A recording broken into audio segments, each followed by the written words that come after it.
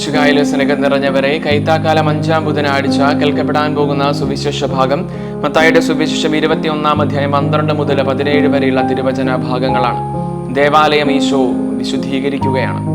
അവിടെ നാണയമാറ്റക്കാരെയും പ്രാവുൽപ്പനക്കാരുടെയും ഒക്കെ മേശകൾ ഈശോ തട്ടിമറിക്കുകയാണ്. അതെല്ലാം ആ ജെറുസലേം ദേവാലയത്തിൽ അനുവദനീയമായിരുന്നിട്ടുകൂടി ഈശോ അപ്രകാരം ചെയ്യുന്നതിന്റെ കാരണം, ഈ പരിപാടികളെല്ലാം നടന്നിരുന്നത് വിജാതീയർക്ക് പ്രാർത്ഥിക്കുവാനായി നിശ്ചയിച്ചുറപ്പിച്ച് മാറ്റിവെച്ചിരുന്ന ഇടങ്ങളിലായിരുന്നു എന്നുള്ളതാണ്.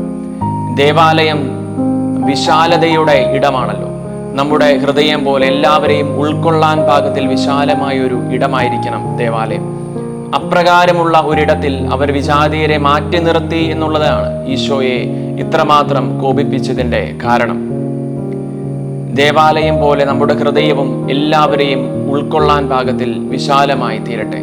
പഴയ നിയമത്തിലെ സോളമന്റെ പ്രാർത്ഥന പോലെ സോളമൻ പിതാവായ ദൈവത്തോട് ആവശ്യപ്പെട്ടത് ഒരൊറ്റ കാര്യമാണ്: കടൽ തീരം പോലെ കണക്കൊരു വിശാലമായ ഹൃദയം. വിശുദ്ധ നമ്മെ സമൃദ്ധമായി അനുഗ്രഹിക്കട്ടെ.